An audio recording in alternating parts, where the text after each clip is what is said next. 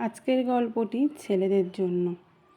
যখন আপনি একটা সম্পর্কে হ্যাঁ বলেন, যখন আপনি সিদ্ধান্ত নেন কারোর সাথে একটা পরিবার শুরু করার, যখন আপনি সিদ্ধান্ত নেন আপনি বিয়ে করবেন, কাউকে যখন বলেন যে আপনি তাকে ভালোবাসেন, জীবনের এই পর্যায়ে থাকা ছেলেদের জন্য আজকের লেখাটি। সম্পর্কে এই সময় এসে আপনার কারোর প্রতি দায়বদ্ধ হতে হবে, দায়িত্বশীল হতে হবে, বিশ্বস্ত হতে হবে কারোর কাছে, সততার পরীক্ষা দিতে হবে, উৎসর্গ করতে হবে নিজেকে তার একটু হাসির জন্য। একটা মেয়ে যখন পুরোপুরি নিজেকে আপনার কাছে সমর্পণ করে, সে আপনাকে কী কী দেয় জানেন?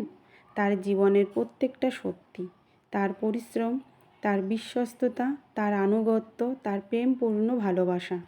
জীবনের এমন পর্যায়ের উপর নির্ভর করে আপনার বাকি জীবনের সংসারের ভিত্তি। যথাযোগ্য মর্যাদা দিন আপনার হাতের উপর নেমে আসা মানুষটিকে। তাকে আজ তরকারি কেমন হয়েছে না বলুন, প্রতি অকেশনে সারপ্রাইজ না দিন, সবার সামনে মন খুলে প্রশংসা না করুন, বাড়ির মানুষের সামনে তার নামে দুটো ভালো কথা না বলুন, চুল ছেড়ে রাখলে ভালো লাগছে নাকি বেঁধে তাকে জানতে না দিন, ফেসবুকে তার ছবিতে কমেন্ট না করুন। সে কিচ্ছু মনে করবে না, ট্রাস্ট মি।